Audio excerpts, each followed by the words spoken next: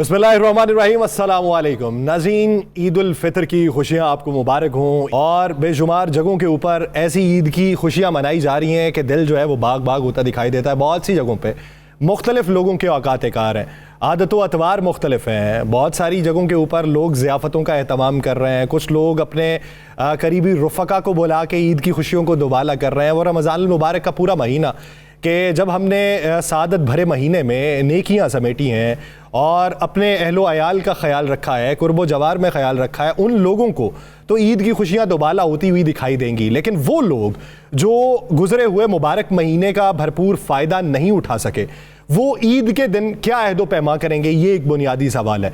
और आज की इस ट्रांसमिशन में हमने उन लोगों को मदऊ किया है जो मुख्तलिफ पहलुओं का अहाता करेंगे कि आपकी ज़िंदगी के आदात व अतवार किस तरीके से गुजरते हैं। अगर आपको मुश्किलात हैं तो उन मुश्किलात से निकलने का कौन सा आसान रास्ता दस्तयाब है, और वो लोग जो किसी कसम पुरसी के अंदर मुब्तला हैं, जिनके चेहरों के ऊपर रौनकें नहीं हैं, वो रौनकें किस तरीके से अपने चेहरों के ऊपर ला सकते हैं। ऐसे तमाम लोगों से आपकी मुलाकात आज करवाई जाएगी इस प्रोग्राम के तवस्सुत से। लेकिन उन लोगों का तारुफ करवाने से पहले मैं सबसे पहले बढ़ूँगा सीनियर तजज़ियाकार राना अज़ीम साहब की जानिब। राना साहब, क्या पैगाम देंगे कौम? बिस्मिल्लाहिर्रहमानिर्रहीम, अस्सलातु वस्सलामु अलैका या सय्यदी या रसूल अल्लाह, अस्सलातु वस्सलामु अलैका या सय्यदी या हबीब अल्लाह। मैं सुनने वालों को, देखने वालों को कहूँगा, असल ईद यही है कि आप किसी की खुशी, अपनी खुशी में किसी की खुशी को भी शामिल करें, यानी अपनी खुशी जो है उसे तकसीम करें। और एक बात जहन में रखें, बांटने वाला कभी ज़िंदगी में नहीं हारता और बांटने वाला कभी भूखा नहीं रहता। तो बांटें, और बांटने वाले को ही मिलता है, क्योंकि बांटना अल्लाह ताला की सिफ्त है। और जो अल्लाह ताला की सिफ्त को अपना लेता है उसे ज़िंदगी में कभी किसी मौके पर खार नहीं मिलती। तो आइए मिलकर ईद की इन खुशियों में उनको भी शामिल करें जो हसरत भरी निगाहों से देख रहे हैं कि शायद हमें भी कोई याद कर लेगा। बहुत खूबसूरत पैगाम है राना साहब, और बिलखुसूस ऐसे मौक़ों के ऊपर कि जब एक पैगाम ये भी देना चाहिए कि कुछ लोग जो हैं वो दीन कमाते हैं, कुछ लोग जो हैं वो दुनिया कमाते हैं। वही कामयाब लोग हैं जो दीन और दुनिया दोनों कमा लें। और अगर आप इस 4 रोज़ा ज़िंदगी के अंदर दीन और दुनिया कमाने की तगोदों में लगे रहें तो आपकी आखिरत भी संवरेगी, आपकी दुनिया भी संवरेगी। तो यही पैगाम जो है, इसको आगे बढ़ाने की तगोदों में हम भी लगे हुए हैं। आज के मेहमानों का तारुफ आपके साथ करवाते हैं। मेरी दाईं जानिब सबसे पहले बैठी हुई हैं अमीरा मीर साहिबा हैं। अमीरा मीर साहिबा जो हैं वो सिंगर भी हैं, होस्ट भी हैं, मॉडल भी हैं। पाकिस्तान भर के अंदर भी इन्होंने परफॉर्म किया, बैनुल अक़वामी सतह के ऊपर भी किया, जिसमें कनाडा, दुबई और अमेरिका के कॉन्सर्ट्स थे। वहाँ पे पाकिस्तान का नाम इन्होंने रोशन किया है। अमीरा मीर साहिबा, आपको वेलकम करते हैं आज के शो में। Thank you so much. उनके साथ डॉक्टर नबीहा अली खान साहिबा मौजूद हैं। डॉक्टर साहिबा का तारुफ ये है कि साइकोलॉजिस्ट हैं, होस्ट भी हैं, प्रोग्राम भी करती हैं और सोशल एक्टिविस्ट भी हैं। यानी इन्होंने दुनिया के कई रंग देखे हैं, वो रंग बिखेरने में किरदार अदा कर रही हैं। और डॉक्टर साहिबा पाकिस्तान के अंदर बिलखुसूस ख़वातीन के एक तबके में ज़्यादा तनकीदी निगाह से देखी जाती हैं, मारूफ है मर्दों के अंदर, इसलिए कि बहुत ज़्यादा मर्द जो हैं वो इनकी वीडियोस जो हैं वो बतौर अपनी बेगम को जवाबदेही के लिए दिखाते हैं कि ये नज़रियात हैं ख़वातीन के और इनको परवान चढ़ना चाहिए। बहुत शुक्रिया डॉक्टर नबीहा साहिबा इस हवाले से अपना वक्त देने के लिए। और बाईं जानिब किसी भी तारुफ के मोहताज तो नहीं, लेकिन मैं अतमाम हुज्जत के तौर के ऊपर उनका तारुफ करवाऊँ। आसिफ संतू खान साहब हमारे साथ मौजूद हैं। आसिफ संतू साहब, बहुत शुक्रिया आपके वक्त का। आसिफ संतू साहब जो हैं बैनुल अक़वामी तौर पे मशहूर हैं, बहुत से अवार्ड्स अपने नाम किए हैं और बेल्जियम ने अपनी पोस्ट टिकट के ऊपर इनकी तस्वीर को छापा था। अगर आवाज़ की दुनिया में देखा जाए तो पाकिस्तान ने इतनी ज़रखेज़ी पाई है पाकिस्तान की सरज़मीन में कि ऐसे ऐसे सपूत पैदा किए हैं जिन्होंने बैनुल अक़वामी सतह के ऊपर अपना नाम कमाया है और अपनी एक वेलफेयर फाउंडेशन चला रहे हैं। आसिफ संतू साहब जो हैं वो सैयद फ़कीरुल्लाह शाह वेलफेयर फाउंडेशन चला रहे हैं और तकरीबन 3 दहाइयाँ हो चुकी हैं इस फाउंडेशन को काम करते हुए। जो बहुत सारे लोगों के लिए काम कर रही है, अपनी आवाज़ का जादू तो जगाते हैं, लेकिन उन लोगों की जहनों के अंदर, उन लोगों के अजसाम में जो तासीर ये पहुंचा रहे हैं, इसकी जो भरपाई है वो तो क़यामत के रोज़ ही जो है वो जवाबदेही की सूरत में इन्हें मिलेगी। उनके साथ इनके साहबजादे, इनके सपूत जो हैं शाह अजलान संतू, वो मौजूद हैं। तो आज इन तमाम मेहमानों को हम खुशामदीद कहते हैं आज की इस स्पेशल ट्रांसमिशन के अंदर। राना साहब, सवाल पहला आपकी तरफ से। मैं डॉक्टर साहबा की तरफ से आऊँगा सबसे पहले। नहीं, क्योंकि हमारी बात वो करती है ना। डॉक्टर साहबा, कैसा ख्याल आया ख़वातीन में? जी, एक तो आपको ईद मुबारक। खैर मुबारक। ख़वातीन में ईद मुबारक सर। नहीं, ख़वातीन में अक्सर ये होता है कि ख़वातीन की ही बात करती है जी। अब वाहद हैं जिन्होंने ख़वातीन को जगाने की कोशिश की है कि मर्द भी है, बिल्कुल, और ये जो मर्द है इसी की वजह से तुम हो। बिल्कुल ऐसे, इसी की वजह से ना, बिल्कुल ऐसे। तो ये कब ख्याल आया? और तनकीद का सामना तो करना पड़ता होगा जी, लेकिन घर में तो बहुत इज्जत करते होंगे भाईजान। जी बिल्कुल ऐसा ही है। और मुझे ये ख्याल बचपन से ही है। मैं मर्दों की इज़्ज़त हमेशा से करती हूँ, क्योंकि मैंने अपने घर में अपनी वालदा को देखा था कि वो मेरे वालिद साहब की बहुत इज़्ज़त करती थी, और फिर मैंने देखा कि हमारे घर में जो है वो मर्दों को एक ख़ास मुकाम जो है वो दिया जाता है। ये चीज़ें मैंने वहाँ से भी सीखी। फिर जब मैंने साइकोलॉजिकली अपनी एक स्टडीज़ कंप्लीट की तो मुझे लगा कि बिहेवियर साइकोलॉजी को जिस तरीके से मैंने समझा, क्योंकि मेरी एक्सपर्टीज़ जो है वो बिहेवियर साइकोलॉजी में है, तो पाकिस्तान में जो लोगों के बिहेवियर्स थे वो बहुत डिफरेंट थे, और ख़ास तौर पे ख़वातीन के ट्रेनिंग बहुत कम थी। तो मैं ये समझती हूँ कि ख़वातीन बहुत जज्बाती होती हैं और फौरी तौर पर अपने जज्बात का इजहार जो है वो कुछ ऐसे अल्फाज में कर देती हैं जो मर्द को नागवार गुजरते हैं। मर्द जवाब देना नहीं चाहता, औरत सवाल से बाज नहीं आती। ये सवाल और जवाब का जो एक मिक्सचर बना हुआ ना पाकिस्तान में, इसने प्रॉब्लम क्रिएट की। मैंने देखा कि क्यों ना औरत को ये समझाया जाए कि आखिर इन्होंने घर बसाना कैसे है और मर्द की साइकोलॉजी से किस तरीके से ये खेल सकती हैं। अब मैं तो उन्हें समझाने निकली थी कि बीबी ऐसे नहीं ऐसे कर लो। उन्होंने कहा ये कौन आ गई है जिसने जो है वो मर्दों को एक मुकाम देने की कोशिश कर दी है और मर्द की बात करनी शुरू कर दी है कौन ये। और बहुत सी ख़वातीन जो मुझसे राब्ते में रहीं, अच्छा मुझे अभी तक पर्सनली ऐसी किसी खातून से मिलने का कोई इश्तियाक नहीं हुआ कि जिसने मेरे मुंह पर ये आके कहा कि ये आप क्या कर रही हैं आपने मर्द की बात क्यों की। ये मैंने सुना ही है, या शायद सोशल मीडिया पर ख़वातीन इस तरह की जो है वो जुमलेबाजी या कमेंट सेक्शन में जो है वो कर देती होंगी। बट मेरे साथ लाइव जितनी ख़वातीन मिली हैं या जितने मर्द हजरात मिले हैं वो मेरा शुक्रिया अदा कर रहे होते हैं कि डॉक्टर साहब आप बहुत शुक्रिया, आपकी बातें सुन के और डेली आपकी वीडियो देख के सोते हैं, डेली आपकी वीडियो देखकर जो है वो यहाँ पर हम जागते हैं। और मेरी बीवी ने अपने बिहेवियर पे बहुत काम किया है, तो इश्तियाक तो मिठास आ गई है मुंह में। इश्तियाक तो उन्हीं लोगों को होगा ना जो गर्विदा है या जिनके मतलब की बात होगी। असल में पता क्या है, यहाँ मियाँ बीवी के दरमियान ना मेरी वीडियोस एक्सचेंज हो रही हैं। अच्छा। अगर बीवी का मूड ख़राब है या बीवी को कोई बात समझ नहीं आ रही तो हस्बैंड उसको वो वीडियो भेज रहा है कि ये सुने आप, ये मोटिवेशन है आपके लिए, आपका प्रॉब्लम ये है। अगर बीवी जो है वो मियाँ से जो है वो मजबूर है, कोई बेचारी दुखी है, तो वो उसको भेजिए कि डॉक्टर नबीहा ये क्या कह रही हैं, ये बात सुने। तो वो अक्सर का जो मियाँ बीवी मेरे पास कपल काउंसलिंग के लिए आते हैं ना, वो सबसे पहले मेरी वीडियोस दिखाते हैं आके मुझे कि मेरी बीवी ये वाली वीडियोस जो है वो भेज रही है। बीवी कहती है मेरे शौहर ये वाली वीडियोस आपकी भेज रहे हैं, इसके पीछे क्या रीज़न है। बहुत सारी चीज़ें ऐसी होती हैं, लोग मेरी रील्स कट करके लगाते हैं, मैं बात कंप्लीट कर रही होती हूँ लेकिन मेरी बात को इनकम्प्लीट भी जो है वो छाप दिया जाता है। बहुत सारे मेरे जुमले जो हैं वो सिर्फ अपनी मर्ज़ी के मुताबिक रील्स बना के वायरल कर दिए जाते हैं। तो मैं शुक्रिया अदा करती हूँ उन लोगों का भी कि जो बात को समझा के बताते हैं। लेकिन मैं यहाँ पर ये ज़रूर कहूँगी, ईद वाला दिन है, ईद का खुशी का मौका है, तो भाई मेरी पूरी बात सुन के पूरी प्रॉपर रील बनाया करें। अगर वो 1 मिनट से ज़्यादा भी हो जाए तो आप उसको पूरी जुमले को जो है वो लगाया करें, ना कि सिर्फ स्पेसिफिक उसमें से अपनी मर्ज़ी की बात निकाला करें। फिर वो दो लोगों की आपको पता है कि फिर थॉट्स मुख्तलिफ़ किस्म की जो है वो सोच डेवलप होती है। तो ये चीज़ें नहीं होनी चाहिए। बाकी जो है वो ईद मनाएं और ईद पर जो है वो हस्बैंड्स को खुश करें, उनके साथ जो उनकी जेब ज़रा थोड़ी कम हल्की करवाएं, ज़रा कम पैसे खर्च करवाएं। तो इन्होंने ज़ाहिर है कपड़े ख़रीद लिए होंगे। असल में ना हमारे पाकिस्तान की जो औरत है वो सबसे ज़्यादा पैसा जो है ना वो अपने कपड़ों पे खर्च करती है। मुझे इस पे भी एतराज़ है। अब एक नया मुअम्मा खड़ा हो जाएगा पाकिस्तान में कि जी अब डॉक्टर साहिबा कह रही हैं सारे ब्रांड्स का मैं ये भी कहती हूँ कि भाई आप हल्का सूट भी पहन सकती हैं। अगर आप खूबसूरत हैं तो आपको बनने संवरने या आपको ब्रांड पहनने की जरूरत नहीं है, आपको खुद ब्रांड होना चाहिए। अगर आप खूबसूरत हैं और अगर आप समझ देखिए, अगर आप समझती हैं आप खूबसूरत नहीं है, ये प्रोग्राम पापे भी देख लिया ये मुझे लग रहा है कि तल्ख तजुर्बा है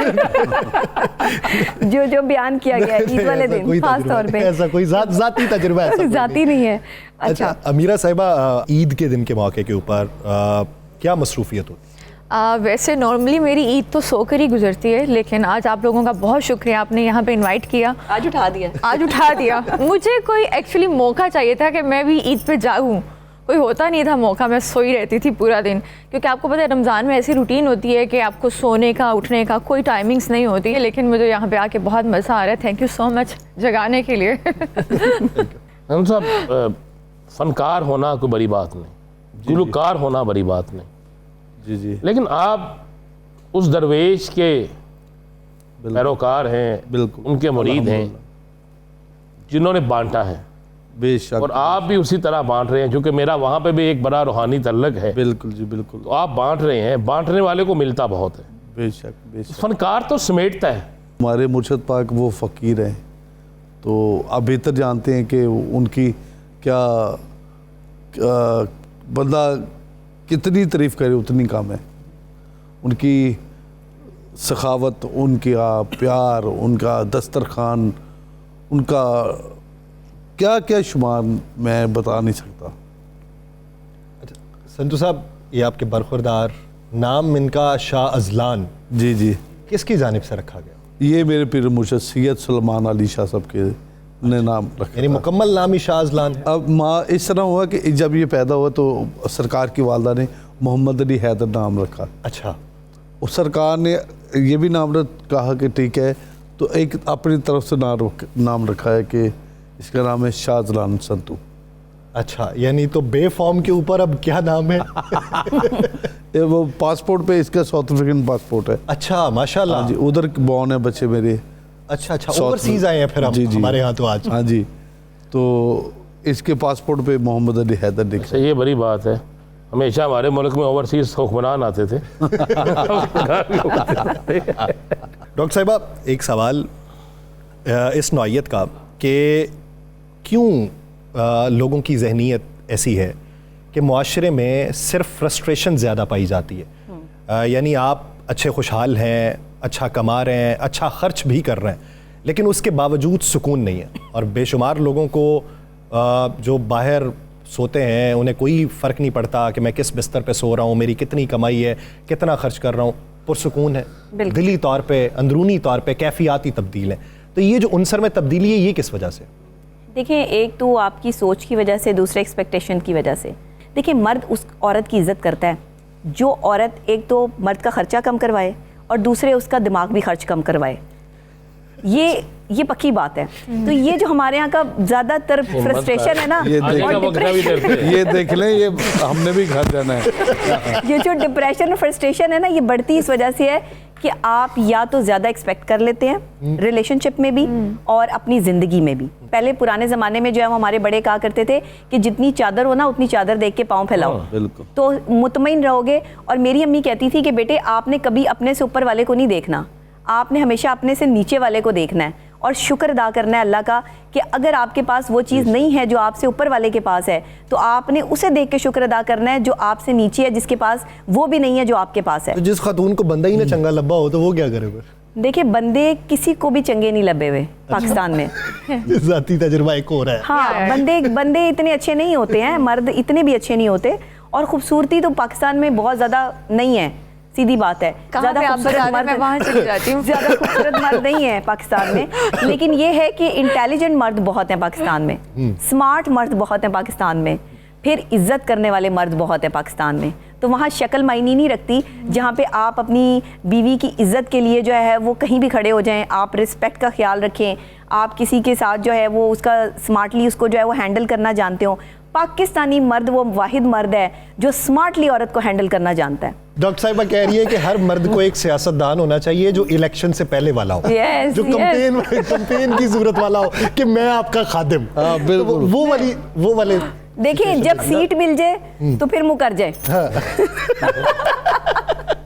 अच्छा संत साहब, ये गुफ्तगू होती रहेगी, ईद है जी जी और जिसको पता है कि आप बैठे हैं, पूरी दुनिया आपको देख रही है, जी जी, मेहरबानी। तो कौन सा ऐसा गीत, कौन सा ऐसा गाना जो ईद के आगाज़ में आप सेलिब्रेट करना चाहिए? वो जी जो मुझे बड़ा पसंद है, मेरे रश की कमर तूने पहले नजर। वाह वाह। तो मुझे उसकी शायरी बड़ी पसंद है, उसका बेसिकल उसको पढ़ना, उसको समझ के पढ़ना, सही बात, उसकी बहुत खूबसूरत शायरी उतनी मज़ेदार है। No doubt. मेरे रच के कमर तूने पहली नज़र, जब नज़र से मिलाई मज़ा आ गया, वाह, बरकसी गिर गई काम ही कर गई, आग ऐसे लगाई कि मज़ा आ गया।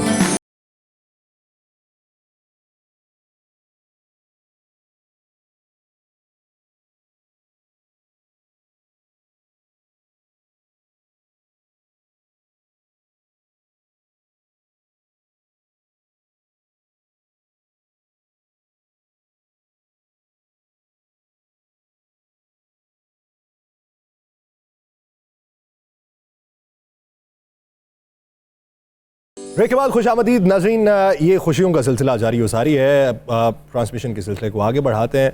अमीरा मीर साहिबा, आपको आज जगाया है तो जहनी तौर पे भी आपको जगाते हैं।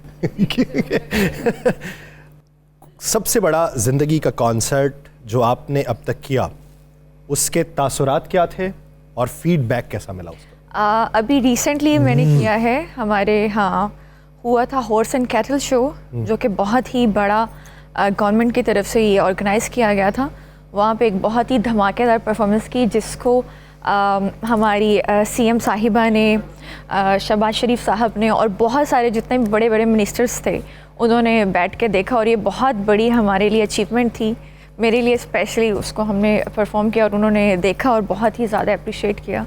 अगर वही गाना आप हमारे नाज़रीन को भी सुना दें। एक्चुअली वो हमने गाना बनाया था, जैसे कि हमारे पंजाब के पाकिस्तान के 5 रिवर्स हैं, जैसे कि रावी है, चनाब है, सतलुज है, उस पर हमने पोर्शन बनाया था। तो मेरे हिस्से में जो आया था वो दरियाए चनाब का आया था।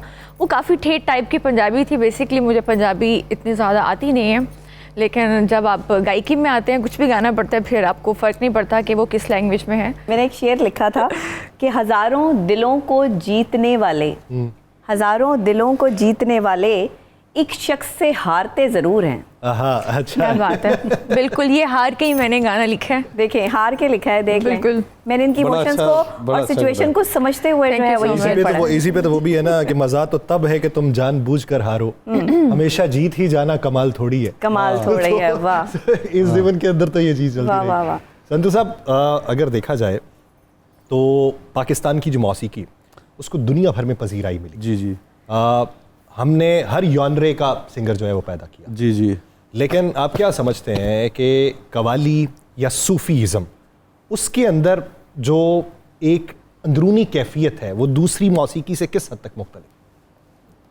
कव्वाली को आप सिर्फ सिंगिंग तक महदूद नहीं कर सकते। कव्वाली के अंदर, कव्वाली खुद बजाते खुद एक म्यूज़िक है। कव्वाली का एक खुद म्यूज़िक है। कव्वाली बहुत बड़ी सिन्फ है। इनमें मौसीकी में सबसे मुश्किल सिन्फ है। मौसीकी में क्लासिकल, नीम क्लासिकल, ठुमरी, गज़ल, फोक, रॉक, कव्वाली, ये सबसे मुश्किल तरीन जो सिन्फ है वो कव्वाली है।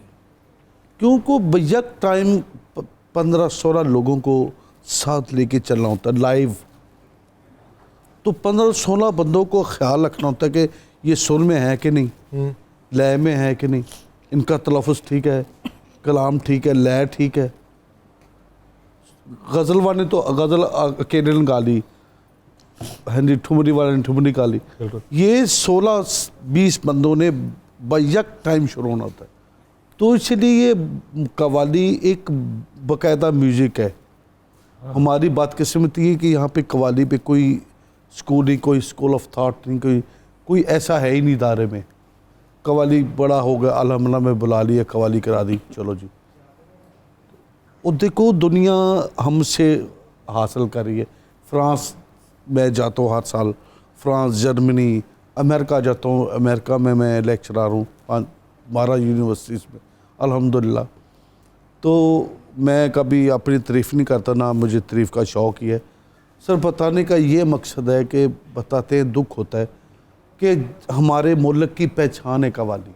हाँ। जी, हमारे मुल्क की पहचान कव्वाली है और कोई म्यूज़िक नहीं। किसी और म्यूज़िक को आप सम पसे मंज़र लाएंगे ना तो उसके पीछे बड़े निकल आएंगे। हमारी पहचान कव्वाली है पूरी दुनिया में। मैं बात आपकी, तो इस पहचान को इस तरह दबाया जा रहा है और अल्लाह का इतना करम है, इस पहचान को जितना दबा रहे उतना ही ऊपर आ रही है। अब पूरे मीडिया में देखें, पूरे पाकिस्तान के अंदर फेसबुक पे आपको इंडिया में कव्वाली, पाकिस्तान में ये सदका पाकिस्तान का कव्वाली ने ऐसी बुनियाद रखी है कि वो असल की तरफ आता है। साहब आपने सबसे ज़्यादा मुतासर किससे? किस चीज़ में? कव्वाली में। मैं अपने उस्ताद जी से, उस्ताद नुसरत फ़तेह अली खान से। एक वक्त में यही था कि हर शख्स कहता था कि अगर उस्ताद नुसरत फ़तेह अली मरहूम को कोई पढ़ सकता है, कोई उनके स्टाइल में सुना सकता है, जी तो वो संतू साहब है। जी, ये तो उनके लोगों की मेहरबानी है। कहाँ वो कहाँ मैं तो कुछ भी नहीं उनके सामने। तो बस ये आप लोगों की मोहब्बत है कि लोग इतना प्यार करते हैं। कोई ऐसे दो बोल जो अक्सर आप सुनते थे खान साहब को और गुनगुनाते थे? वो तो बड़े, कोई दो बोल। सानू एक पल चैन न आवे सजना तेरे बिना, सजना तेरे बिना। सानू एक पल चैन न आवे सजना तेरे बिना, सजना तेरे बिना। अच्छा खान साहब, एक सवाल तकनीकी एतबार से कि कहा यह जाता है कि एआई में भी जितनी जिद्दत आ चुकी है पूरी दुनिया में, या हमारे कंप्यूटर्स जिस हद तक फास्ट हो चुके हैं, खान साहब की एक टेक्निकल सरगम है जिसको अभी तक कोई कंप्यूटर मैच नहीं कर पाया, ये कहा जाता है। उसकी वजह क्या? खान साहब को मैच करना या खान साहब को रिकॉर्ड करना या खान साहब की किसी के पलड़े में तोलना ये बड़ी छोटी सी बात है। ये नहीं, खान साहब नहीं हो सकता कोई। खान साहब पैदा नहीं हो सकते इंडिया के अंदर। उन्होंने ऐसा छोड़ा है अपना असर। मैं 97 में उनके साथ था, कच्चे धागे, और प्यार हो गया, कारतूस, धड़कन, दिल लगी, फिल्म बेंडन क्वीन, जवेद अख्तर साहब का था एल्बम, क्या नाम था उसका, वो भी था। तो तकरीबन 7-8 माह मैं बम्बे रहा हूँ उनके साथ। तो उस दौरान मैंने देखा कि खान साहब, एक होता है उनको मौसीकी के बारे में नहीं, वो मैं मुझे फील हुआ कि यार ये मिशन है, ये मिशन के तहत काम कर रहे हैं। उनका मिशन था, उनका शौक था, उनका पैशन था म्यूजिक, बस म्यूजिक।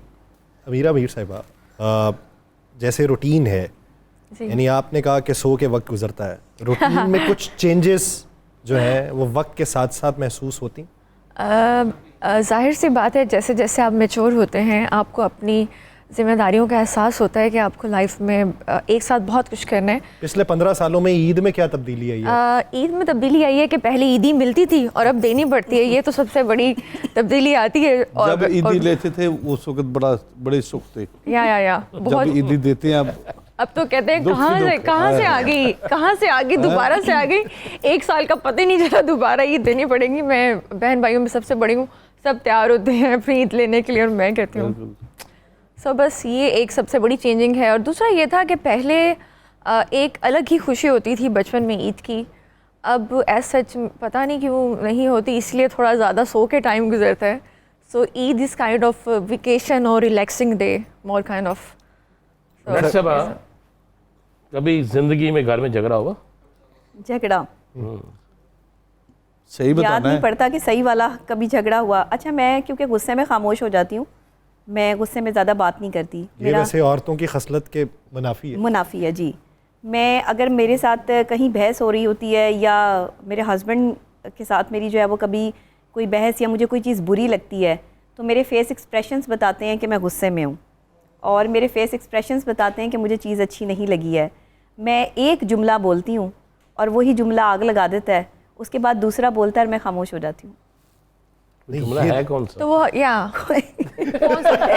ये सिचुएशन के मुताबिक होता है। ये वो बात है ना, पेट्रोल पंप पे खड़े होके बस एक तीर ही माचिस दिखा दी।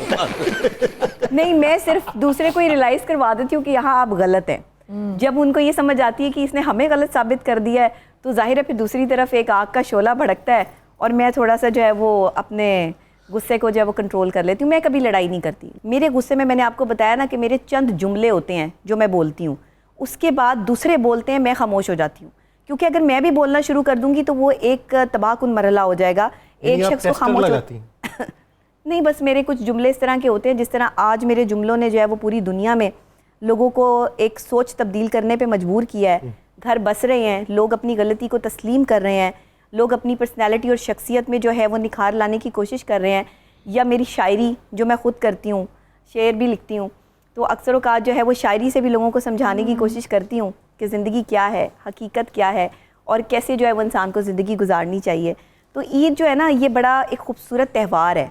ईद आपस में मिलने जुलने का नाम है, एक दूसरे के साथ बैठने का नाम है। मैं तो हमेशा से कहती हूँ कि शादीशुदा लोगों को और बच्चों को ईद मुबारक, और जो कुंवारे हैं उनको नींद मुबारक। सब ईद पे क्या खाना पसंद करते हैं? मैं स्पेशल डिश होती है ना हर घर में। हाँ जी, मुझे बड़ा शौक है देसी मुर्गा शोरबे वाला। आहा, ये मेरा स्पेशल मुझे जो कहते हैं ना क्रेज है इसका। नहीं, वैसे ईद पे तो शीर खुरमा वगैरह ज़्यादा चलता है। वो तो होता ही है, वो तो हर घर में होता है जी, शीर खुरमा ये वो। पर मैं देसी मुर्गा हो शोरबे या फिर भिंडियाँ गोश्त। वाह, इन्हें मर जाना जी। कल दस बार लिया जैसे इन्होंने पिंडी कचनार करेले ये नहीं इन्हें सामने कहना। कचनार कल ही मैंने खाई है अपने शाह साहब की तरफ। मैं कहता हूँ कि बस वो कचनार खा के ना, उस कचनार तो बाद कयामत है। क़यामत है।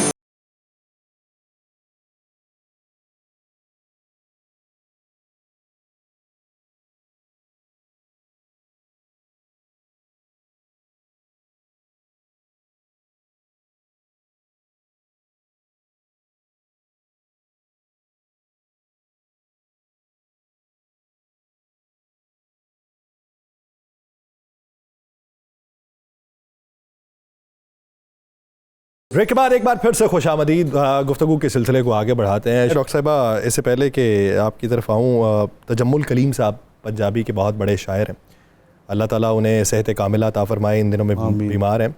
उनके दो अशार हैं कि मैं तीन हरफा नूं शहर कह के करा नज़ारा, ते आप ही फिर उजाड़ देवां किसे नूं कीए, मैं दिल दे कमरे च रूप हरनी नूं खुला छड्डां, ते बार रीजा नूं ताड़ देवां किसे नूं कीए, कलीम लोकां ने इनू कोरा नहीं रहन देना, मैं दिल दा वर्का ही पाड़ देवां किसे नूं कीए। सवाल इस ज़मन में ये है कि हम जो करते हैं उसमें ये जो उनसर आता है कि ज़माना क्या कहेगा, लोग क्या कहेंगे, ये उनसर का खात्मा किस तरीके से हो सकता है? देखें, लोग क्या कहेंगे, हमारी आधे से ज़्यादा ज़िंदगी इसी में गुजर जाती है।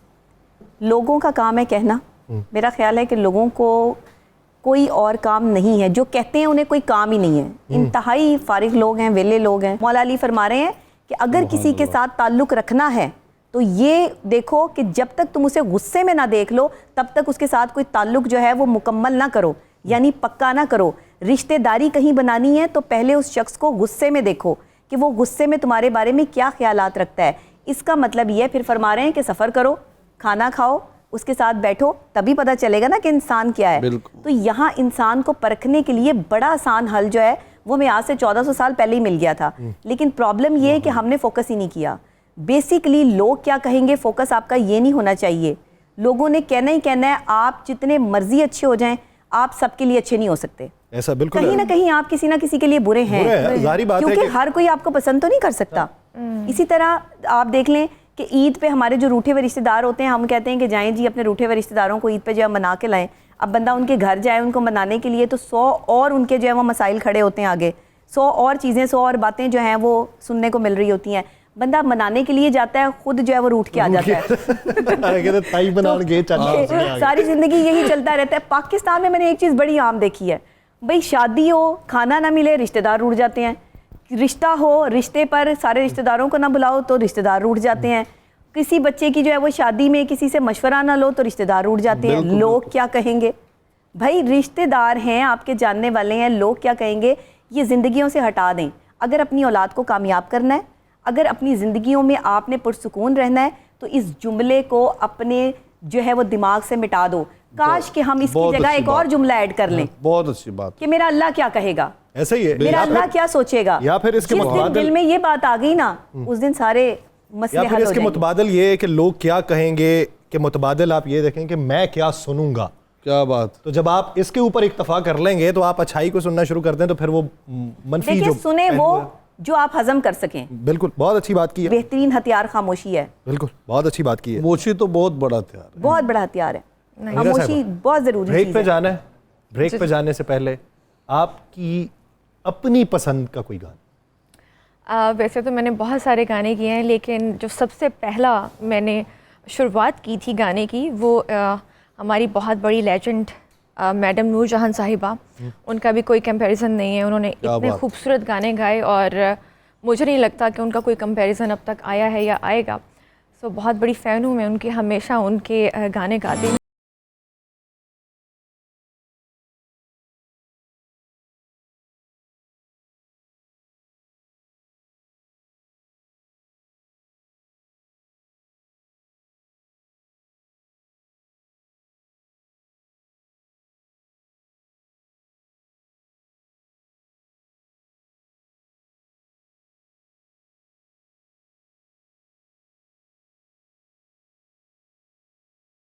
बाद खुशामदीद राना साहब, बड़ी खामोशी इख्तियार की हुई है। नहीं, मैंने नहीं की, मैं सोच ये रहा था कि संतू साहब पूरी दुनिया में जा रहे हैं, लेक्चर भी दे रहे हैं, आप अल्लाह ने आपको इज़्ज़त भी ख़ास दी है। बिल्कुल, बेशक। आपने जो एक ट्रस्ट बनाया, जी जी, इस ट्रस्ट में बेइंतहा लोगों को आपने फैज़याब किया। जी बिल्कुल, ये आपके मुर्शिद पाक की नज़र करम है। जी जी, उनकी नज़र करम है, ये उनका ही सारा फैज़ है। और ये ट्रस्ट के जो मालिक हैं वो हैं आली शाह साहब और उनके दामाद आदिल मेहंदी शाह साहब और उनकी हमारी बीबी पाक जो सरकार की बेटी हैं, तो वो है हम मुझे उन्होंने बड़ी मेरे लिए खुशकिस्मती है कि मेरी ड्यूटी लगी हुई है मेरे बच्चों की, कि मुझे एम्बेसडर बनाया उन्होंने। तो मैं समझता हूँ कि ये हमें चुन लिया उन्होंने, उनकी मेहरबानी है इस नए काम के लिए। तो ये बदुमरी शरीफ में है हमारा हॉस्पिटल, अली अहमद शाह हॉस्पिटल। तो हर साल आई कैंप और टोटल फ्री है इलाज, हर्बल का भी फ्री, गायनी भी फ्री, और हंसने कर्जा भी देते हैं लोगों को। तो बड़ा उनका बड़ा फैज़ है। अच्छा खान साहब, आप जिनको सुनते थे, जो आपके रूहानी उस्ताद भी हैं, वैसे भी उस्ताद हैं। जी जी, क्योंकि मैं जब सरगम स्टूडियो होता था, जी जी जी, तो मैं खान साहब को सुनने भी जाता था। जी जी, बिल्कुल बिल्कुल। खान साहब जिस तरह गए, आउट ऑफ कंट्री गए और अंग्रेज़ों ने धमाल डालना शुरू कर दी, जी जी, खान साहब ने ऐसा कमाल गाया वहाँ पे कि लोगों में एक अजीब सी कैफियत हो गई। जी जी, बिल्कुल। आपने किस मुल्क में कभी ऐसा? जी, बड़े मुल्कों में अभी रिसेंटली मैंने फ्रांस में प्रोग्राम किए हैं, पूरा यूरोप का टूर था। तो अल्लाह का शुक्र है, अपने मुंह से नहीं करना चाहिए कि मैंने हर यूरोप की हर कंट्री, तकरीबन यूरोप में, अमेरिका, कनाडा में मेरे लॉट ऑफ शो हैं। और हर शो, जो मुझे शो एक याद है बहुत बड़ा था, उसमें मैं था और आशा भोसले थी इंडिया से। वो पुर्तगाल में हुआ था, लिस्बन शहर में। तो उसमें तकरीबन 60,000 लोग थे। 60,000? 60,000 लोग थे। तो वो अकेला था और वो पर तो वो किले की ओपनली ऑडियंस थी। तो ऐसा शो हुआ था कि वो सब लोग अली अली कर रहे हैं, सब लोग हाथ उठा के अली अली कर रहे हैं, गोरे भी, यहूदी भी, सब लोग। तो ये उस शो से मुझे बड़ी मिली थी पजीराई। उसमें आपने कौन सा कलाम पढ़ा? कसीदा पाक था, मोमिन दा विरद वजीफाए द मस्कंदर अली अली। तो जब वो पोर्शन आया अली अली वाला, वो उसमें एक ऐसी रूहानियत थी, वो बस वो बेसाख्ता, वो 60,000 लोग अली अली कह रहे। वो कौन सा फिक्रा था जिसमें रूहानियत? हम चाहते हैं कि आप इसी तरह सुना के, हम सब भी तो अली के जानने वाले हैं ना, उनके बगैर तो है ही। किसने कुछ जानना है, चाहना है, कुर्बत वहाँ पे भी डाल पहुँचानी है हज़रत रसूल पाक सल्लल्लाहु अलैहि वसल्लम तक भी। बेशक अली को बेशक मोमिन दा विरद वजीफाए दम मस्त कलंदर अली अली, मोमिन दा विरद वजीफाए दम मस्त कलंदर अली अली। ये थे बोल। तो मैं चाहूँगा कि इसकी रिकॉर्डिंग आपको भेजूँगा, तो आप सुनिएगा वीडियो भी।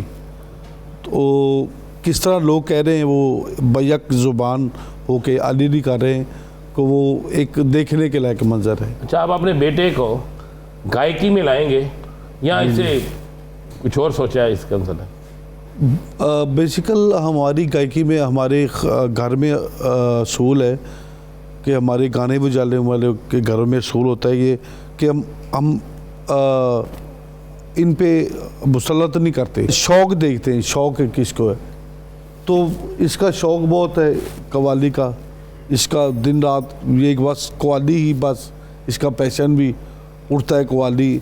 जब बच्चा था, बिल्कुल छोटा था, पहला हर्फ इसने क्या सीखा था, आप बिलीव करेंगे, मन कुन तो माला, खुदा की कसम। तो मेरे लिए बड़ा शौक़ था। मैं ये बस आली शाह साहब का करम है। थोड़ा सा सुना दो यार, सुना दो। थोड़ा सा तो सुनाना चाहिए, थोड़ा सा सुनाना दो यार, आज तो सब सुनने के लिए। शाही मर्दानी, सीधा सुना दो। ओके। मन को तो बोला सुना दो। चले, आज लगता मूड नहीं है। आज चले, एक वक्त ऐसा आएगा कि आप भी यहीं पे बैठे होंगे इंशाल्लाह, और हम आपको भी सुन रहे होंगे ना। जिनकी कैफियत नहीं होगी उन पे कैफियत तारी कर रहा हूँ। तारीफ कर रहे होंगे। बिल्कुल बिल्कुल जी, बिल्कुल। डॉक्टर साहिबा, आपकी शख्सियत का एक पहलू दूसरों को दर्स देना, समझाना और या असहाब पे मुसल्लत होना, शख्सियत का कोई दूसरा पहलू भी है जिसमें कोई हिस्से मज़ा हो? बहुत शरारती हूँ मैं। अच्छा। और बहुत शरारतें करती हूँ, अभी तक करती हूँ, और बचपन से शरारती हूँ।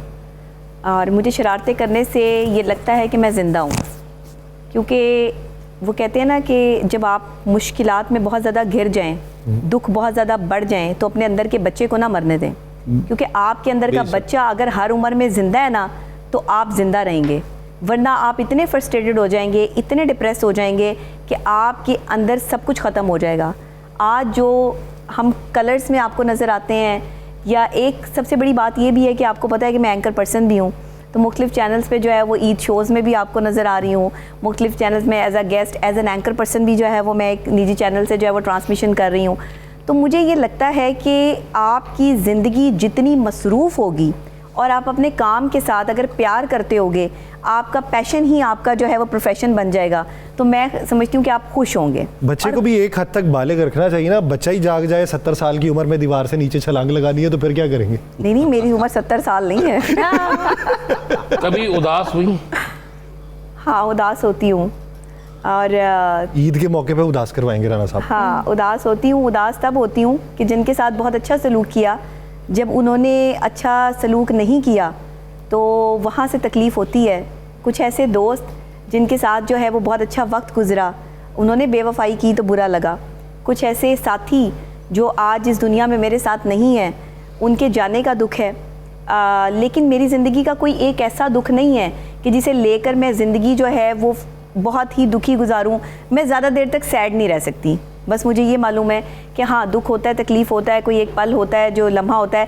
जिस वक्त मैं ज़्यादा दुखी होती हूँ उस वक्त मैं शायरी करती हूँ, और उस वक्त कोई ना कोई अच्छे शेर जो हैं वो ज़रूर लिख लेती हूँ, कोई ना कोई आमद हो जाती है, कोई अता हो।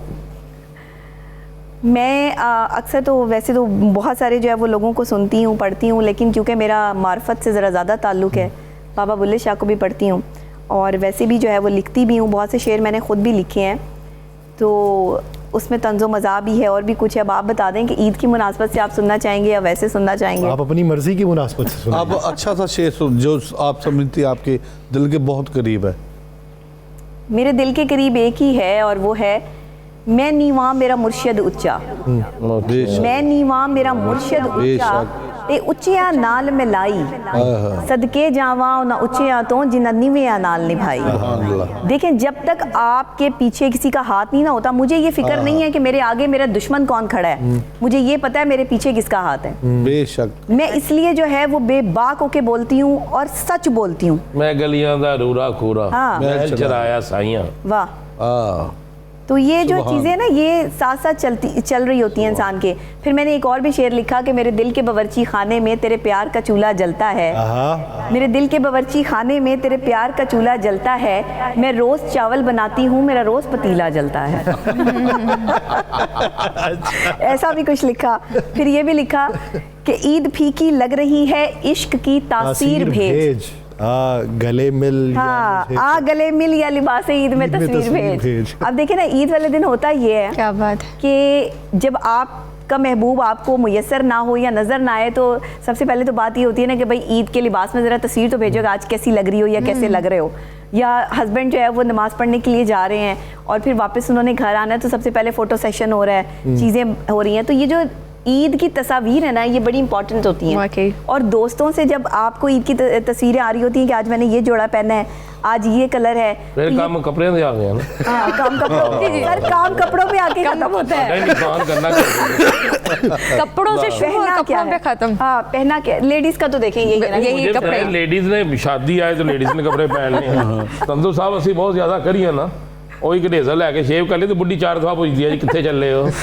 ਸਹੀ ਬਾਤ ਆਪ ਉਹਨਾਂ ਨੇ 6,500 ਦਾ ਮੇਕਅਪ ਕਰਨਾ ਹੁੰਦਾ। ਅਸੀਂ ਤਾਂ ਆਪਣੇ ਮੁੱਛਾਂ ਤੇ ਵਾਲ ਵੀ ਆਪ ਸਾਫ਼ ਕਰਨੇ, ਉਹਨਾਂ ਨੇ ਤੇ ਬਾਹਰੋਂ ਕਰਾਣੇ ਨੇ। सर, नाज उठाने वाले मर्द सलामत रहे। 6,000 का मेकअप भी तो मर्द की जेब से ही हो रहा है। 6,000 का मेकअप भी तो करवाने वालियां जो हैं वो अपने नहीं तो उसी के लिए करवाना है जिसके सामने बाद में मुंह धो के भी आ जाना है। देख लें। वैसे मैं आपको 10 साल बाद तो बीवी बीवी नहीं लगती। ये भी दादियों की लगती की काफी अरसा हो जाए ना साथ रहते हुए तो मियाँ बीवी की शक्लें भी मिलना शुरू हो जाती हैं। पैनपुरा लगती है। मेरे बेटे ने बरसा मेरी बीवी को कहा, अब्बा जी क्या अब्बा जी तानू अब्बू जी कहा के मामू को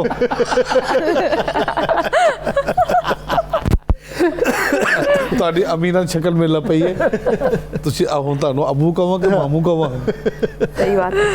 वैसे मैं समझती हूँ कि ईद वाले दिन ना खवातीन को किचन में नहीं जाना चाहिए। हाँ जी, तो मर्द हजरात को जरा थोड़ी सी खवातीन की हेल्प करनी चाहिए कि उनके लिए कुछ बना के लाएं, उन्हें तैयार पे जो अच्छा खाना है उससे भी बदना महरूमी का शिकार नहीं, तो बना लें, मतलब बीवी का हाथ बटा देना। मुझे एक बात बता दे। हाँ बताएं। क्या मुझे पाकिस्तान में क्या पूरी दुनिया में 10 बीवियां दिखा दें जो मर्द का हाथ का पका हुआ खाना के ये ठीक है। 10 बीवियां दिखा दें। आपको पता है दुनिया के बेस्ट कुक जो हैं वो मर्द हैं, दुनिया का जो बेस्ट मेकअप आर्टिस्ट है वो भी मर्द है। मैं कह रहा हूँ दुनिया का बेहतरीन शेफ जो है वो भी मर्द है। हाँ। तो औरत की है। औरत है सर, औरत का मुकाबला दुनिया की कोई ताकत नहीं कर सकती। शक नहीं है जी, बस आप आ रहे हैं।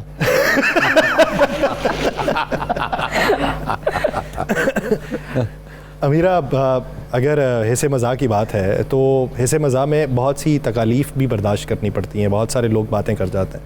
जिस फील्ड में आप हैं बहुत से बड़े बड़े नाम भी हैं, कभी किसी जगह परफॉर्म करते हुए किसी बड़ी शख्सियत ने तारीफ़ की हो या किसी जगह परफॉर्म करते हुए किसी नॉर्मल बंदे ने कोई तनकीद की हो?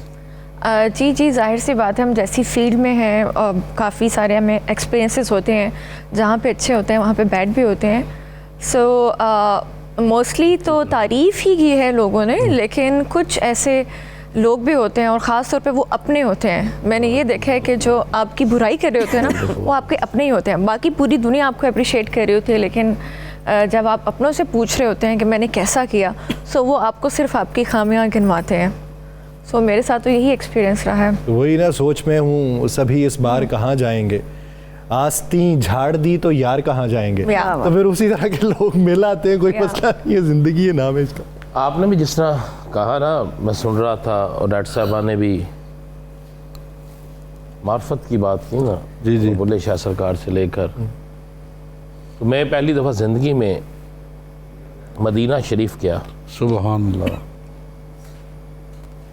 तो मुझे नहीं पता था कदमैन शरीफ कहाँ है। सुभान। तो मैं तरावी हो रही थी, मैं चलता चलता कदमैन शरीफ में बैठ गया, मुझे नहीं पता था ये कदमैन शरीफ है। सुभान। और मैं गुंबद हिजरा को देखकर सुभान अल्लाह कुछ अपनी अर्जियाँ डाल रहा था। सुभान अल्लाह। मैं था, मेरे साथ अशरफ मजीद साहब थे, सैफ चीमा मेरा एक दोस्त, हम तीनों थे, तो अर्जियाँ डाल रहे थे। मैं सिर्फ गुंबद हिजरा को देख रहा था, और हाँ। एक गाना था, मैं वो आस्ता आस्ता कर रहा था। वो गाना क्या था, मुझे मैं साथ पढ़ने का तो गलत कर रहा है। मैं कहा नहीं, ये गाना नहीं है, ये मैं अपनी बात कर रहा था। एक तेरा प्यार मनु में लिया, वो दुनिया तो और की लेना। हाँ हाँ, ये मार्फत की बात है। वाह, ये मार्फत की बात है। इतना गुम हो गया वहाँ पे मैं करता करता, तो आपके बीर भाई रफीक ज़िया साहब मेरे साथ इस तरफ, जी जी। तो मुझे कहते हैं यार एक शेर नहीं बन रहा। माशाल्लाह। मैं कहा गुंबद इजरा को देखें बन जाएगा। तो एक उन्होंने शेर उनका रहता था, उन्होंने लिखा, फिर मैंने भी वहाँ पे लिखा एक शेर, और आज तक मुझे उसी की जाग लगी है। सुभान। मुझे आज तक ना उसी की जाग लगी है। फिर मैंने वहाँ पे एक शेर कहा था, एक रात मैं जागा था आका तेरे शहर में, वाह, एक रात में जागा था आका तेरे आका शहर में, तेरे शहर में, उस शब्द से मुकद्दर भी मेरा जाग रहा है। बेशक वाह वाह वाह। ये फिर मैंने वहाँ पे लिखा, क्या कहने। तो वाकई उस शब्द से मेरा मुकद्दर जाग रहा है। वाह, वाह। वैसे तो बेशक बेशक अल्हम्दुलिल्लाह। वैसे तो कहने को नात सैयद अली वकार की, हाँ कहने को नात सैयद अली वकार की, हाँ। मुंह में जबान चाहिए परवरदिगार की। वाह, वाह, सुभान सुभान अल्लाह। अल्लाह। सुभान तो ये तो अता है, सुभान अल्लाह। क्योंकि मैं अभी सुभान ताज़ा अल्लाह। ताज़ा आया हूँ ना, जी जी। और ये सुभान भी ख़ास अनायत है कि 27वां साल है मेरा। सुभान रमज़ान वहीं पे होता है सिवाय एक कोरोना के, बाकी सब। सुभान अल्लाह। सर ये तो वो वाली बात होगी ना कि महबूब अगर सामने हो तो रूबरू होता है, और अगर याद बन जाए तो चारसू होता है। अच्छा है। ये तो महबूब की बात है ना। महबूब, अब देखें, अपने महबूब के लिए कायनात बना दी, मर्द और औरत को तख्लीक किया, और फिर पूरी दुनिया का निज़ाम जो है वो चल रहा है। लोग कहते हैं कि मर्द और औरत की बात क्यों करती हैं। मुझे सिर्फ कोई ये साबित कर दे कि मर्द और औरत के बगैर जो है वो दुनिया का निज़ाम चल सकता है। आप दुनिया का निज़ाम कहाँ से चला रहे हैं? एक मर्द और एक औरत से चला रहे हैं। जब दुनिया की तख्लीक ही मर्द और औरत पर है, तो फिर मैं बात मर्द और औरत पे क्यों ना करूँ? मेरे रब ने तख्लीक ही मर्द को किया, औरत को किया, और फिर ताज़ीम के लिए अतात दे दी औरत को और वफादारी दे दी मर्द को। यहाँ मर्द वफादारी ढूंढ रहा है औरत में, और औरत जो है वो अतात ढूंढ रही है मर्द में। यहाँ ये जो एक आपके दरमियान में साइकोलॉजिकल डिज़ास्टर है ना, औरत को अतात का हुक्म है कि शौहर की इज़्ज़त करे, एहतराम करे, और मर्द को है कि वफ़ादार रहे, अपनी निगाहों की हिफाजत करे। और फिर जो है वो अक्सर बीवियाँ इसीलिए कलपती हैं कि साथ बैठे होंगे, कोई खूबसूरत लड़की जो है वो जा रही होगी तो उसको देखना शुरू कर देंगे। इसलिए इसने ऐनक लगाई है, बताना चलो। और मेरी ट्रांसपेरेंट है सर, नजर आता है। इनकी दूर की या काले इनकी शीशे नज़र वाली खराब होगी। आपने ये किस शख्स को कह रही हैं आप? क्या ये खूबसूरत लड़की देखे आप, हम तीन, चार। ये तो बच्चा है। नहीं, साढ़े से बच्चा है। नहीं, बीवी को पहलू में बैठा के, बीवी के साथ बैठ के कम से कम दूसरी खवातीन को ना देखें। बीवी ये एक कब औरत की पहलू में तस्वीर होती है। ये तुम बता दे, बीवी बैठती कब है पहलू में? अब तो बीवियां कहती बिठाया हैं करें। बंदा पहलू में बैठे। हम फिर आंखों पे पट्टी बांध के जाया करें। नहीं, आंखों में पट्टी बांध के ना जाया करें, सिर्फ मोहब्बत का एहतराम किया करें। इंशाल्लाह ऐसा ही होता है। नहीं, वो तो मोहब्बत का एहतराम है। ये बात के ये इस बात पे मैं आपकी इत्तेफाक नहीं करूँगा कि आप बीवी को साथ बिठा के दूसरी औरत की तरफ। सर ये इंसान है, बोले चुके नजर पड़ नहीं जाती। अखा बंद करके तो जड़ा महफिल में बार बार उन पे नजर गई। साथ में बात है कि महफिल में अल्लाह की बार-बार- बनाई हुई खूबसूरत चीज की तारीफ तो करनी है ना। हाँ सही। महफिल में बार बार उन्हीं पर नजर गई। हाँ। हमने बचाई बचाई लाख, मगर फिर उधर गई। हाँ। उनकी निगाह में कोई जादू जरूर था जिस पे पड़ी उसी के जिगर में उतर गई।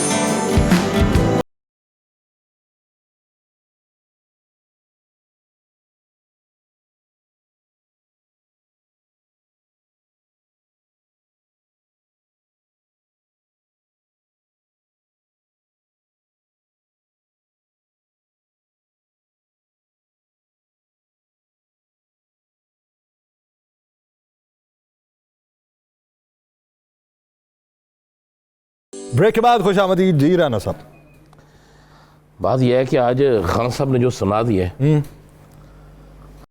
गा रहे थे, जी जी, तो जहन में क्या था, किसको याद कर रहे थे? ये मैंने अपने उस्ताद जी को ट्रिब्यूट पेश किया था। मैं उन जैसा तो नहीं गा सकता कभी भी, पर ये उनकी फील ऐसी थी कि वो बिल्कुल मेरे सामने है, तो मैं ये उनको ट्रिब्यूट पेश किया है। तो मैं समझता हूँ वो देख रहे हैं हमें। हाँ, वो देख रहे हैं तो वो खुश होते हैं कि मेरा एक शागिर्द है, वो मुझे याद करता है। अच्छा, जो उनके नाम से कमा रहे हैं वो याद नहीं करते? वो बेसिकल उनके शागिर्द नहीं है ना।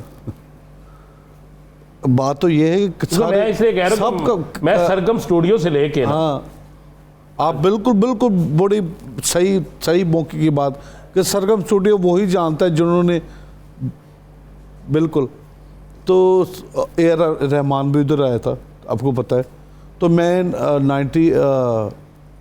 मैं 9 साल रहा हूँ, तो 9 साल के अरसे में मैंने वो लोग देखे ही नहीं हैं जो आज क्लेम करते हैं कि मैं भी खान साहब का शागिर्द हूँ। बहुत से शागिर्द मारूफ हैं, और खुदा की कसम मैंने 9 साल में मैंने देखा नहीं उनको कभी खान साहब के पास। तो मैं कहता हूँ ठीक है यार, इसका चल रहा है ना, क्यों हम करें। जो हमारी रस्म होती गंडा बंद शागिर्द, वो मैं हूँ शागिर्द उनका। वाह वाह, अल्हम्दुलिल्लाह। वाह वाह। सब लोगों के जो उस वक़्त के गंदर जो बड़े लोग थे, ताफो साहब, मियाँ शौकत साहब तबला नवाज, ताफो साहब तबला नवाज, खान साहब सलामत अली खान साहब, हाँ जी, खान साहब मांडो खान, खान साहब हैदर खान उनके बेटे, खान साहब नुसरत फ़तेह अली खान उनके भाई, राहत भाई, खान साहब फ़र्क फ़तेह अली। दादा साहब का उर्स था जब मैं शागिर्द हुआ था। तो उस वक़्त ये पूरी करीम बैठी हुई थी मेरी शागिर्दी में, मेरे वालिद साहब कि उन्होंने कहा संतू खान का पोतरा शागिर्द कर रहे हैं। तो ये अल्हम्दुलिल्लाह मेरे उन्होंने इस काबिल समझा, मैं इस काबिल नहीं हूँ, पर अब लोग क्लेम करते हैं कि जी हम भी शागिर्द हैं, हम भी शागिर्द हैं। मैं कहता हूँ ठीक है यार, ये नई शक्लें हैं, बिल्कुल नए चेहरे हैं। बिल्कुल एक बंदा कहता है, मुझे मिला, कहता मैं खान साहब से 10 साल साथ रहा हूँ, अभी मैं लंदन गया था। मैं क्या, अच्छा? कहता जब उनकी डेथ हुई मैं पास था। तो ऐसे कॉन्फिडेंस से कह रहा था कि मैं क्या, अच्छा, तो मैं क्या फिर तू भी नाल चल जाना सी। हाँ, इस तरह भी तो कारोबार चल रहा है बहुत। अब देखें ना कि जो खान साहब से जो लोग मैंने उनके नाम ले, जो बड़ी अरसा तक उनकी मुखालफत करते रहे, आज उनका क्लेम करते हैं वो मेरे फलाने हैं फलाने। तो खान साहब की शख्सियत के बारे में जो लोग उनसे मिले, आप तो मिले, वो कैसे शख्स थे? वो सरापा दरवेश थे, ऐसे ही खुदा की कसम। वो ऐसी शख्सियत थे, ऐसे कमाल थे लोगों ने। हम इस पाकिस्तान की बड़ी बैड लक है कि उस बंदे से हम कुछ हासिल नहीं कर सके। अच्छा खान साहब, अक्सर औकात जो हम नवा साथ में होते हैं, तबले की तरकट ना सही लग रही हो, यानी ठेका ना सही लगाया जा रहा हो, या हारमोनियम में कोई मसला हो, तो अक्सर खान साहब जो हैं वो पीछे झड़क के कहते हैं कि यार सही ला किधर ते आन तेरा, तो नुसरत साहब का तर्ज अमल इस नौइयत का कैसा था, कैसे सिखाते थे? बेसिकल देखिए जी, आपने बड़ी अच्छी बात की है। एक टेक्निकल बात है, एक बात का तो हो भी जाता है बंदे से थोड़ी सी बहुत ही, काम ऐसा है, लाइव है, तो आगे पीछे हो ही जाता थोड़ा बहुत। पर खान साहब का जहाँ तक तल्लुक़ था, खान साहब की पर्सनालिटी ऐसी थी और उनका शहर ऐसा था, वो जब परफॉर्म के लिए बैठते थे ना, तो वो साथियों पे भी जो हम नवा थे, वो भी उनकी तरफ देख के होते थे। उनकी तवज्जो बिल्कुल उनकी तरफ से। आजकल तो होता है कोई तवज्जो नहीं देते, उनके साथियों की तवज्जो भी उनकी तरफ होती थी। तो इसी वजह से वो एक जान होते थे। एक जान, कलाम, तबला, सुर, लय, कोरस, ताड़ी, ये सब चीज़ें एक जान। तो फिर क्यों ना असर होता। एक वो ऐसा पैकेज बन के आया था उनके साथ। मैं अक्सर बात करता हूँ खान साहब के बारे में कि खान साहब तो खान साहब हैं, वो तो बेमिसाल हैं, कोई मिसाल है ही नहीं। जो साथ उनके भाई थे वो भी कमाल थे, फ़र्क फ़तेह अली खान। जो राहत भाई थे वो भी बहुत कमाल। मकसूद साहब थे, मकसूद बिरला साहब, वो भी कमाल थे। हाजी रहमत पाक साहब, शादा साहब और हाजी दिलदार साहब, मैं स्पेशल उनका नाम लूँगा कि हाजी दिलदार साहब तबला नवाज ऐसे हुए हैं कि उनका जैसा तबला नहीं किसी। जैसे खान साहब को सब दौर में सब फॉलो कर रहे हैं, इसी तरह तबले में जो हाजी दिलदार को तब उसके तबले को फॉलो नहीं करेगा, वो भी तबले वाला नहीं। डॉक्टर साहब कभी गाना गाया होता है ना? जी, गाने बहुत गाती हूँ मैं। इन्होंने तो अपने लिए इन्होंने तो फेसबुक पे मुझे ऑफर भी काफ़ी किए हैं। मजाक कर रही हूँ, इनकी एक फेक आईडी थी जो कि मेरे पास आई थी। मैं हैरान रह गई, मैंने इन्हें क्या ऑफर किया है। आते साथ मैंने इनको बताया कि आप मेरी फेसबुक फ्रेंड है और आपने उस पर मुझे काफ़ी सारी ऑफर्स दिए हैं इन अ गुड वे। ऐसी कोई ऑफर्स नहीं थी। जो फेक आईडी थी उसने भी गुड ऑफर्स दिए हैं कि आपके साथ मैं काम करना चाहती हूँ और आपको मैं मौका। ऐसे तो नहीं मांग लिए उसमें। मेरी इतनी फेक आईडीज है और मेरी ही आईडीज से लोग बात कर रहे होते हैं और खवातीन से बात कर रहे होते हैं। मुझे यही लग रहा है कि मेरी फेक आईडीज बंद की जाएं पहले तो, ताकि पता नहीं ये कौन कौन लोग ऑपरेट कर रहे हैं, मुझे तो पता भी नहीं है। और कहाँ कहाँ इस वक्त जो है वो मेरे अकाउंट्स बने हुए हैं, कोई मिलियंस में अकाउंट्स चले गए हैं इस टाइम, फेसबुक पे भी, इंस्टाग्राम पे भी और टिकटॉक पे भी। तो ये तो उनकी मिन्नत कर रहे हैं जो मिलियंस में चले गए हैं कि ये अकाउंट ही मुझे वापस दे दो। नहीं, मैं ये बता दूं कि मैं सोशल मीडिया पे किसी से बात नहीं करती और ना किसी को जवाब देती हूँ। मेरा सिर्फ एक जो है वो नंबर है व्हाट्सएप। जी, फोन पे भी नहीं देती। नहीं, फोन पे जवाब जो है वो दे देती हूँ, लेकिन ये है कि अपने मखसूस लोगों को बहुत ज़्यादा टाइम नहीं होता जवाब देने का। हाँ, जो मेरे सेशंस वगैरह होते हैं उनको जवाब मिल जाता है। या अच्छा, सेशंस पे कभी कोई ऐसा कपल आया हो या कोई ऐसा मरीज़ आपके पास आ गया हो, उसने बताया हो जी कि मेरी तायाजाद की बेटी से मेरी शादी हुई है, तो मेरी बीवी जो गल नहीं ना दसनी, मेरा बड़ा सवाल पूछ तेरे पास ही चला गया कह दे कि मेरी गल क्यों को माफ कर रहे हैं?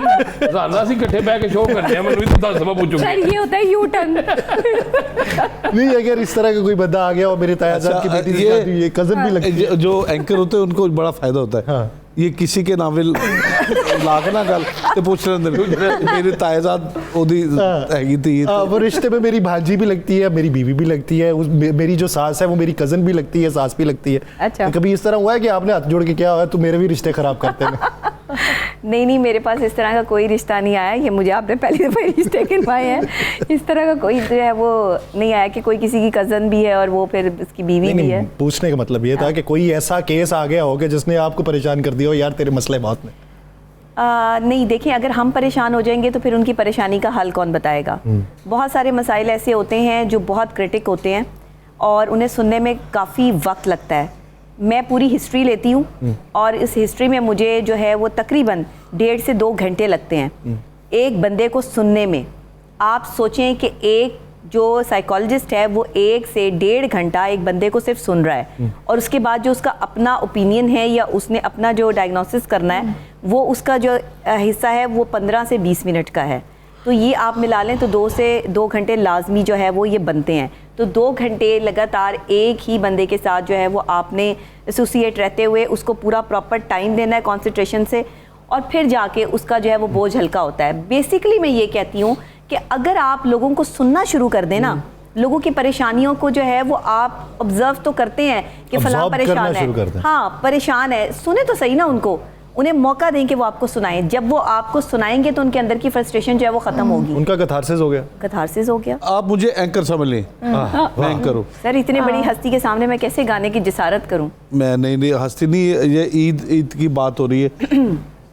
आज ईद का दिन है तो आप भी गला खराब नहीं गा दूं? हाँ गा दे, सारे कान बंद कर लें। हाँ बाहर चल जाओ, सारे बाहर चले जाओ। नित खैर मंगा सोनिया मैं तेरी, तू आना कोई होर मंग दी। वाह क्लैप। नित खैर मंगा, नित खैर मंगा सोनिया मैं तेरी, दुआना कोई होर मंग दी। तेरे कदमां च अखीर होवे मेरी, तेरे कदमां च अखीर होवे मेरी, दुआना कोई होर मंग दी। नित खैर मंगा, नित खैर मंगा सोनिया मैं तेरी, तू आना कोई होर मंग दी। क्या बात, नित खैर मंगा सोनिया में आपने ना कदम उसमें ऐसे डाले हैं कि क्या बात है। वो पाँव कहती है ना, तेरे पाँव, तेरे पैरों से अखीर होवे जी, मैंने उसमें आपने कदम डाल दिए। हर जगह कुछ ना कुछ अपना इज्जत देना बहुत जरूरी है। पैर मैंने पैरों की जगह कदम कर। पंजाबी ऐसी कदमों से बात याद आ गई, छोटा सा लतीफा है। पंजाबी खा रहे थे पावे, तो पंजाबी खाए पावे, तो उसका साथ भाई एक मेहमान था, उर्दू स्पीकिंग था, वो भी उसने भी पाए खाए। उसको पूछा तू की खाता है, उसको सेन में ना पाए ना चढ़े, कहता भाई मैंने कदम खाए।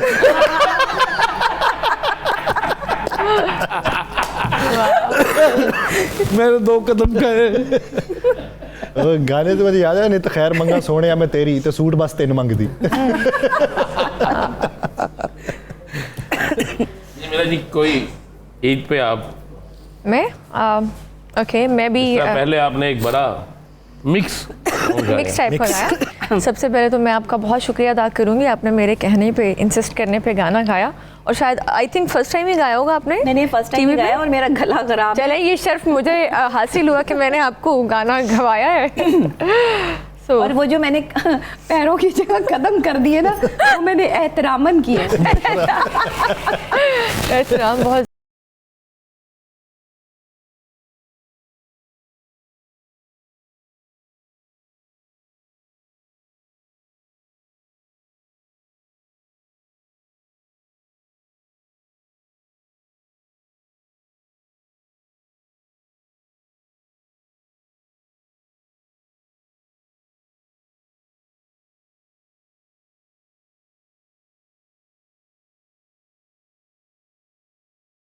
खुशामदीद नाज़रीन, छोटी ईद है और छोटी ईद को मीठी ईद भी कहा जाता है, तो मुंह मीठा ना हो तो ये कहाँ पे लिखा है कि मुंह मीठे के बगैर ही ईद की जो शेरीनी है वो बिखेरी जा सके। तो हमने केक मंगवाया, तो हम खान साहब को भी दावत देते हैं, डॉक्टर साहिबा को भी। अमीरा जी आप भी आइए, तो केक कटिंग सेरेमनी सर करें, मुँह मीठा थोड़ा सा कर लें सर। बेटा आप भी हैं।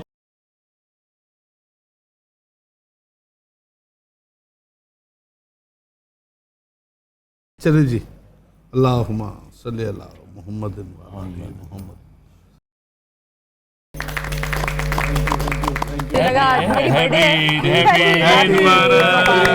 हैप्पी मुबारक।